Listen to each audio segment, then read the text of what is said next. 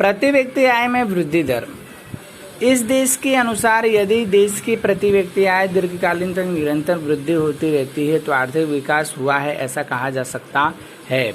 मतलब कि देश में इस साल 50 है, अगले साल 60, 70, 80 ऐसे प्रतिशत की दर से अगर बढ़ता है तो देश का विकास हुआ ऐसा माना जा सकता है। यह पर प्रति व्यक्ति आय यह अर्थ है कि प्रति व्यक्ति आय देश के कुल राष्ट्रीय आय को देश की कुल जनसंख्या से भाग देने पर जो औसत आय प्राप्त होती है उसे प्रति व्यक्ति आय कहते हैं। मैंने पहले भी आपको समझाया कि आपके देश में कितनी जनसंख्या है और कितनी प्रति व्यक्ति आय उससे भाग करो तो आपको राष्ट्रीय आय क्या मिल जाता है।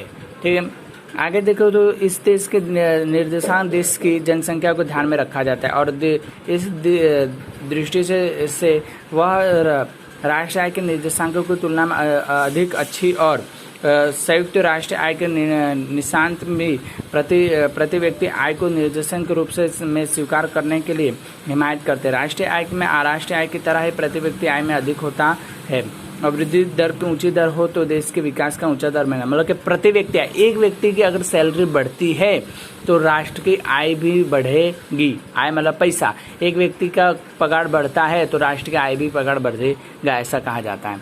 यदि प्रति व्यक्ति आय की नीची दर से बढ़ रहे और विकसित दर के नीचे मानी जाती है और देश की प्रति व्यक्ति आय में वृद्धि दर ना हो तो विकास की स्थगित की जाएगी ऐसा कहा जाता है। यदि किसी भी देश की प्रति व्यक्ति आय घटती हो तो विकास में पिछड़ापन भी स्थिति का आभास होता है। मतलब कि क्या, अगर प्रति व्यक्ति आय कम होगी, हर एक व्यक्ति की आय अगर कम होती जाती है तो देश पिछड़ा होता चला जाता है तो उसको हानि होगी और देश के क्या विकास हो पाता नहीं है ऐसा माना जाता है। ठीक है, उसके अंदर आगे देखें तो आर्थिक विकास का अंत में उद्देश्य जीवन स्तर को सुधारना और मानव को ऊंचा ले जाना होता है। मतलब जीवन स्तर को सुधारना होगा उनको कि उनके स्वास्थ्य सुधरे, प्रति व्यक्ति आय में वृद्धि करना होता है और उसके जीवन स्तर, यदि विकास के लोगों को जीवन स्तर नहीं सुधरता तो सही अर्थ में यह विकास नहीं होता। मतलब अगर देखा जाएगा अगर उनका क्या जीवन स्तर अगर नहीं सुधरेगा, रोटी कपड़ा और मकान पूर्ण रूप से अगर ना मिले तो क्या जीवन स्तर सुधरा नहीं ऐसा माना जा सकता है। ठीक है, इसलिए प्रति व्यक्ति आय में वृद्धि की प्रजा भौतिक कल्याण में हुई वृद्धि का अधिक सही निर्देशांक है। प्रति व्यक्ति आय में वृद्धि या व्यक्ति के भौतिक सुख सुविधाओं में वृद्धि लाती है और जिसके कारण वह विकास का मापदंड माना जाता है। मतलब उनकी जितनी भी सुख सुविधा है उसके क्या मापी जाती है उनके साथ। ठीक है, और उसके ही द्वारा वो क्या उपयोग में लिए जाते हैं। अभी आगे देखिए सूची के अंदर देखो तो नॉर्वे, अमेरिका, श्रीलंका, चीन, भारत। अब उसकी क्या देखते हैं तो प्रति व्यक्ति राष्ट्रीय आय, मतलब कि प्रति व्यक्ति एक व्यक्ति कितना कमाता है। तो यहाँ पे देखो तो यहाँ पे 5,000 दिया है भारत का, चीन का क्या 12, ठीक है, उसका 95, 92 और 64। इस प्रकार से प्रति व्यक्ति आय वृद्धि दर हर साल 6, भारत की 6, उसकी 6.73। तो इस प्रकार से क्या प्रति व्यक्ति आय उनकी होती है एक व्यक्ति की आय के बारे में गिने तो। ठीक है, आगे देखते हैं अनुसूचित द्वारा प्रस्तुतिकरण। अनुसूचित जो प्रस्तुतिकरण है जो बताए जाते हैं तो अनुसूचित में देखा जा सकता है कि भारत के कुल प्रति व्यक्ति आय के 2014 में समक्रय शक्ति का मापदंड के अनुसार क्या था, इस 5,497 था। अमेरिका के डॉलर को नॉर्वे, अमेरिका, चीन, श्रीलंका की तुलना में काफ़ी कम माना जाता है, इसको कम माना जाता है। विश्व बैंक के आर्थिक में 2015-16 के संकीर्ण के प्रति व्यक्ति आय के नॉर्वे का क्या 11 और 12 गुना कम था, मतलब कम चलने लगा था उस वक्त। आगे देखिए तो यानी कि नॉर्वे का विकास दर भारत के भारत के 11 या 12 गुना अधिक होते हैं। ऐसा कहा जा सकता है भारत के प्रति व्यक्ति आय में वृद्धि दर ऊंची है, मतलब उसका क्या वृद्धि दर बढ़ता ही चला जा रहा है, मतलब पैसे बढ़ते चले और प्रति व्यक्ति आय भी क्या हो रही, बढ़ रही है। मर्यादाओं के बारे में पढ़ते हैं कि इसके अंदर कौन कौन सी मर्यादा है उसके बारे में हमको पढ़ना है। तो पहला देखते हैं तो मर्यादा सिर्फ अनुमान। देश की राष्ट्रीय आय का प्रति व्यक्ति आय गिनी जाती है और देश के आंकड़ों के लगभग सही प्राप्त नहीं हो पाता। सही रूप से क्या प्राप्त नहीं होगा, जिस कारण से सिर्फ अनुमान लगाया जाता है कि भाई इतने हमारे क्या बढ़ चुका है, प्रति व्यक्ति आय घट चुका है, ऐसा माना जाता है। भारत की जनगणना 10 वर्ष तक पर हो रही थी, आर्थिक काफ़ी वर्ष तक जनसंख्या के आंकड़ों को सिर्फ अंदाजित है और जिसके लिए सही रूप से क्या प्रति व्यक्ति आय प्राप्त नहीं हो पाती है, ऐसा माना जाता है कि जनसंख्या जितनी है उतना तो टैक्स भी नहीं आता भारत देश में, इस प्रकार से माना जाता है। ठीक है, अब आगे देखेंगे तो राष्ट्रीय आय प्रति व्यक्ति आय की गणना करने में परेशानी। राष्ट्रीय आय की गणना करने में उत्पन्न परेशानियां हम देख चुके हैं कि इस प्रकार से प्रति व्यक्ति आय चालू भाव पर गिरने का स्थिर भाव के उसकी परेशानियों का कारण सही स्थिति में जानकारी प्राप्त नहीं हो पाती। मैं कहेगा जो भाव चल रहा है उस भाव पे क्या राष्ट्रीय आय तो हमको मिलती नहीं, मतलब जो भाव चल रहा है उतना तो राष्ट्रीय आय मिलना चाहिए, वो भी क्या मिलता नहीं है, प्रति व्यक्ति आय क्या मिल पाती नहीं है। ठीक है, प्रति व्यक्ति आय के सिर्फ औसत दर्शाए, तो प्रति व्यक्ति आय का सिर्फ औसत आय दर्शाने, इसलिए औसत के आधार पर कोई भी निर्णय नहीं लिया जा सकता है अथवा तो देश के विकास के स्तर पर नहीं किया जा सकता है। अगर किसी भी प्रकार का हम निर्णय नहीं ले सकते कि भाई देश में विकास हो रहा है तो उसके ऊपर हम लोग के भी देना, क्योंकि वो क्या संभवित होता है या फिक्स नहीं होता है। यदि प्रति व्यक्ति आय बढ़ रही है और देश की आय में वितरण समान रूप से होता हो रही हो तो आर्थिक विकास होता है, ऐसा माना जाता है। ऐसे कहा जा सकता है वितरण के असमान हुआ हो तो आर्थिक विकास में नहीं हुआ है और ऐसा माना जाएगा। मतलब कि वितरण असमान हो, मतलब कि क्या असमान रूप से क्या आय बांटी जाती है, भौगोलिक रूप से बांटा जाता हो, तो अलग अलग अगर हो तो क्या विकास भी अलग अलग होता है, असमान देखने को मिलता है।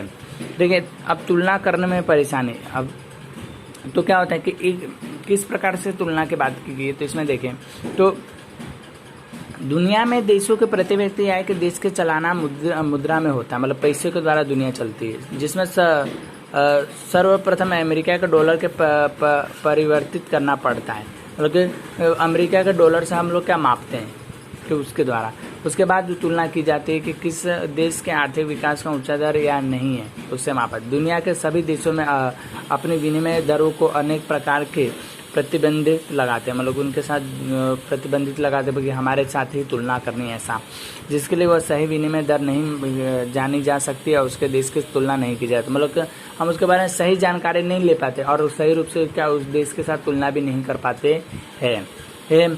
पांचवा देखिए, प्रति व्यक्ति आय की जितनी आय देश के सभी नागरिकों को प्राप्त हो ऐसी नहीं है।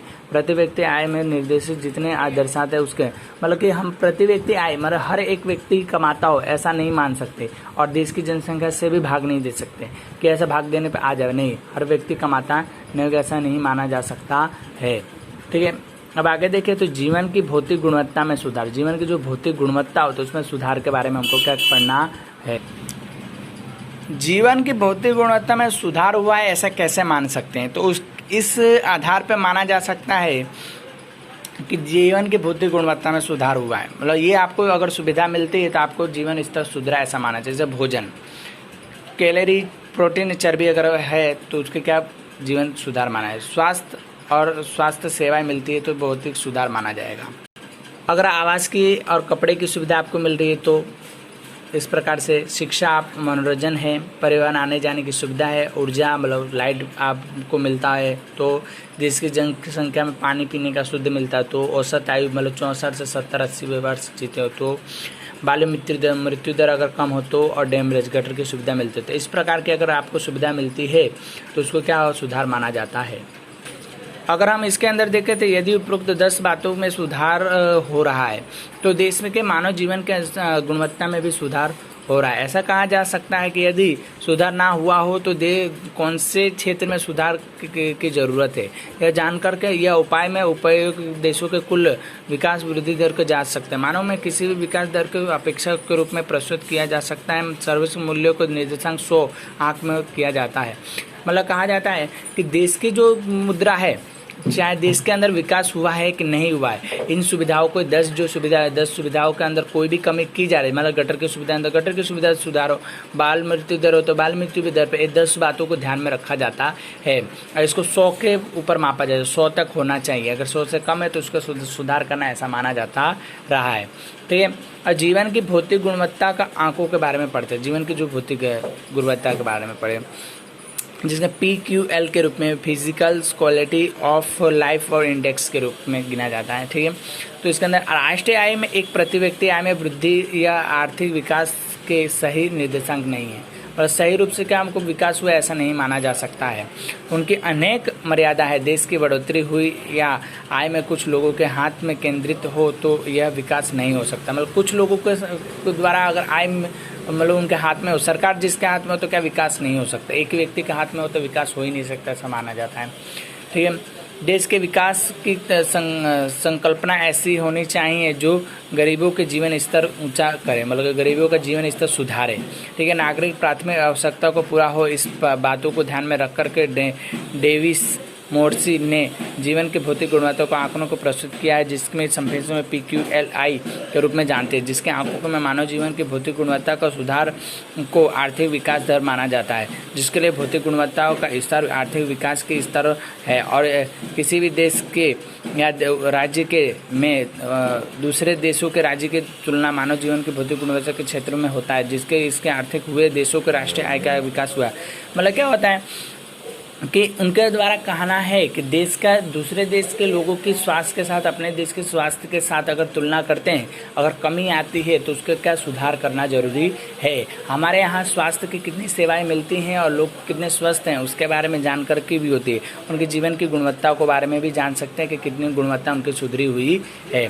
अब हम पढ़ेंगे जीवन की भौतिक गुणवत्ता के घटक। तो इसके जीवन की भौतिक गुणवत्ता का मुख्य रूप से देखो तो 3 घटक हैं, शिक्षा और आयु और बाल मृत्यु दर। ये 3 रूप से क्या गिने जाते हैं, जिसके अंदर क्या जरूरी है, जो PQL के अंदर शिक्षा का अनुपात, आयु का अनुपात और बाल मृत्यु दर का अनुपात तीनों मिलता है, जिसको आगे हमको विस्तार से पढ़ना है।